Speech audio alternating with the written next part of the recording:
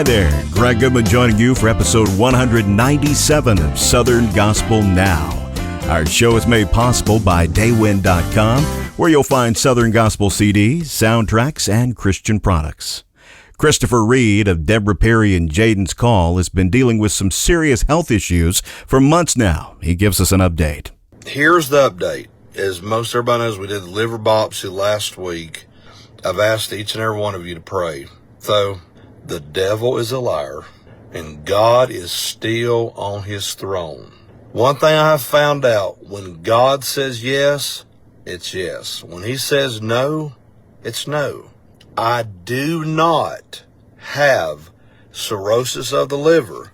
I do not have cirrhosis of the liver. They said that I have what's called fatty liver with mild fibrosis, which is basically stage 1. It is something that can be reversible. And I'm going to tell you right now, it's been a very, very big wake-up call. This is such good news. Please continue to keep Christopher Reed in your prayers. The Nelons were honored by a proclamation by the Georgia House of Representatives last week. With our heavy hearts, like I said, this affected not only locally, state, but across the country. We're here to honor the legacy of the Nelons family and others. On July 26, 2024, the gospel music community and countless hearts across the world were shaken by a tragic loss of 7 beautiful souls and a devastating plane crash. Today we come together in remembrance and celebration of their lives. Kelly Nelon Clark, a woman of faith. Jason Clark, a devoted husband. Amber Nelon Kistler, a voice of pure beauty. Nathan Kessler, a loving husband. Melanie Hodges, a dear friend. Larry Haney, a skilled pilot.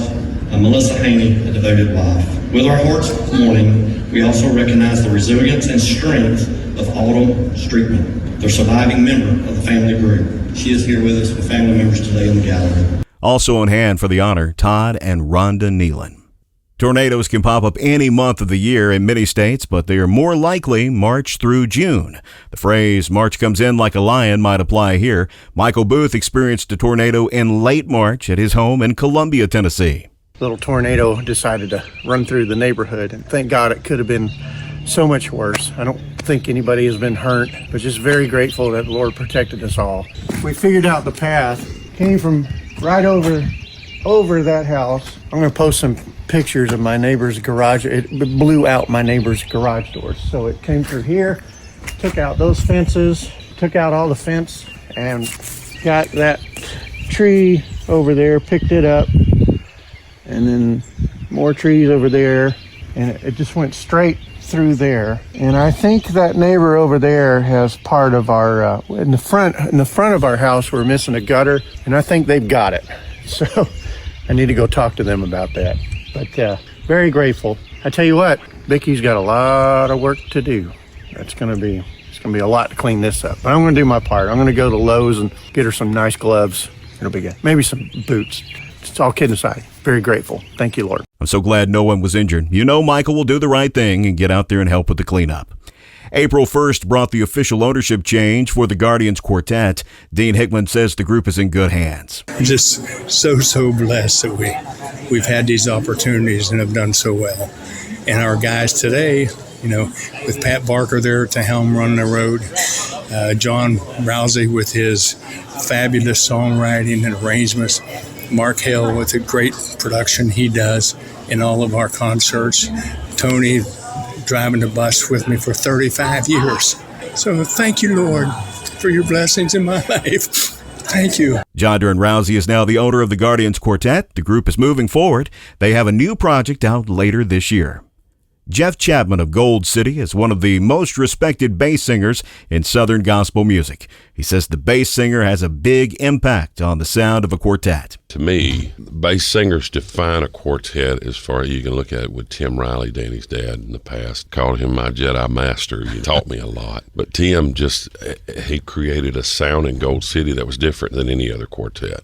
It was just amazing. I loved to hear him sing ever since I was a kid. The same way with Jaden and the Stamps. JD's voice was different, totally different than anyone, but yet he created a sound that wrapped around the group, and it created the sound of the group. The same thing with the Cathedrals. Just the way it is, and the tone placement that a bass singer has, and his depth and the way he sings, and especially if he can sing a beautiful solo. I think that bass singers do define what a sound of a quartet sounds like, because they provide that solid foundation. Jeff is featured on the latest song from Gold City, Rise Up.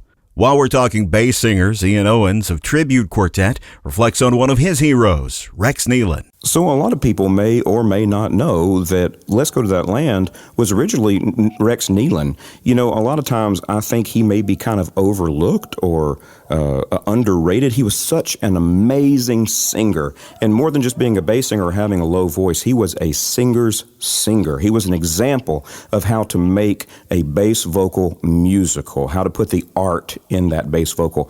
And he was such an inspiration to me because a good friend of mine, Mr. James Rainey, said just the other day that he was a note singer. He never missed a note. He was always dead on, spot on. He was always exactly where he was supposed to, and he was always singing exactly what he needed to be the most complimentary part of a chord or whatever was happening at that moment. He was just a consummate professional, an amazing bass singer. In my opinion, super underrated and highly overlooked, but an incredible, incredible vocalist. Ian is a great singer in his own right and is featured on Tribute's hit, Come On, Let's Go to That Land.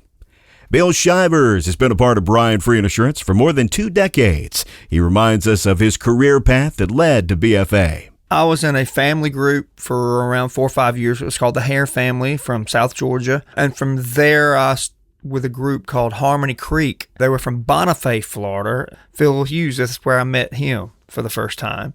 And I was there for a couple of years. And then after that, I started singing with Ken Eubanks of Heaven Bound. And was there about 4.5 years from the time I left them, came here, and been here ever since. So I've been on the road quite a few years myself, and it's just been a joy. And we certainly enjoy hearing Bill sing.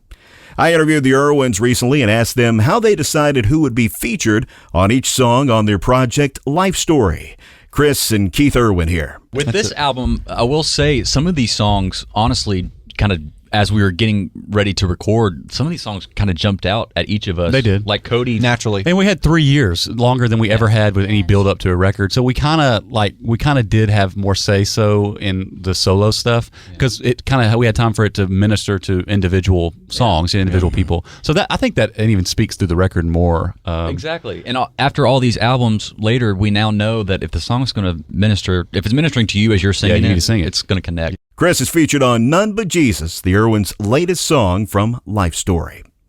Time for a look at the top songs of the week from the Power 50 chart. Number 5. My Name's Already There, The Inspirations. My name's already there. Praise God, I'm on my way. Number 4. Life Giving Us Life, Peach Goldman. I see the light giving us life. Number 3. Come On, Let's Go to That Land, Tribute Quartet. Come on, come on, come on, all aboard, let's go to that land. Number 2. Bigger on the Inside, Legacy 5. So it must be bigger on the inside, 'cause it holds so much love. Number 1. I'd Rather Hear Preachin', Greater Vision. I'd rather hear preaching, singing, praying, shouting, where everyone's agreeing, nobody's down. This makes 2 weeks in a row at number 1 for I'd Rather Hear Preachin' from Greater Vision. Our archive of 4 years of Southern Gospel interviews and news is available at southerngospelnow.com or wherever you find podcasts. Our broadcast is made possible in part by southerngospelprizes.com, where currently you can register to win the Easter Prize Pack. Registration and details available at southerngospelprizes.com. I'm Greg Goodman. Thanks for joining me. Be sure to love your neighbor. I'll see you next week right here on Southern Gospel Now.